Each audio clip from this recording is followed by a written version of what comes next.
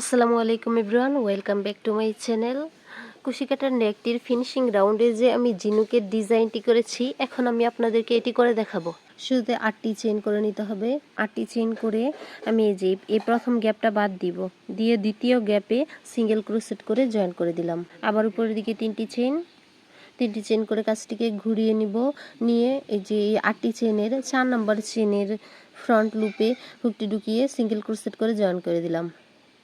এভাবে উপরে প্রত্যেকটি চেনে একটি সিঙ্গেল ক্রোশেট করে নিব।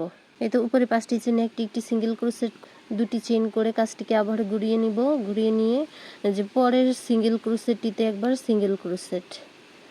একটু খেয়াল করে দেখেন, আমি কিন্তু এই যে সিঙ্গেল ক্রোশেটগুলার ব্যাক লুপে সিঙ্গেল ক্রোশেটগুলি করে দিচ্ছি। আবারও 3টি চেইন করে এই যে এই গ্যাপটাতে সিঙ্গেল ক্রোশেট করে এটিকে জয়েন করে দিব।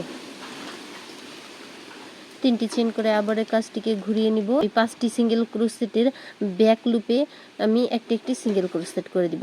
প্রত্যেক রাউন্ডেই আমি সিঙ্গেল ক্রোশেটগুলোতে এসে ব্যাক লুপে সিঙ্গেল ক্রোশেট করছি। ব্যাক লুপে সিঙ্গেল ক্রোশেট করার ফলে আমার এখানে যেরকম ডিউয়ের মতো তৈরি হবে। আপনাদেরকে আবারও দেখিয়ে দিচ্ছি। 2টি চেইন করে কাজটিকে ঘুরিয়ে নিব। এই সিঙ্গেল ক্রোশেটগুলোর ব্যাক লুপে আমি সিঙ্গেল ক্রোশেট করে দিব। 3টি চেইন, এই গ্যাপে সিঙ্গেল ক্রোশেট করে জয়েন্ট। আবারও 3টি চেইন, কাজটিকে ঘুরিয়ে নিয়ে এই যে এই 5টি সিঙ্গেল ক্রোশেটের ব্যাক লুপে আবারও 5টি সিঙ্গেল ক্রোশেট। এইভাবে লাইন বাই লাইন আমি এখানে 16টি রাউন্ড করেছি। এটা দেখেন, আমি এখানে টোটাল 16টি রাউন্ড করে নিয়েছি।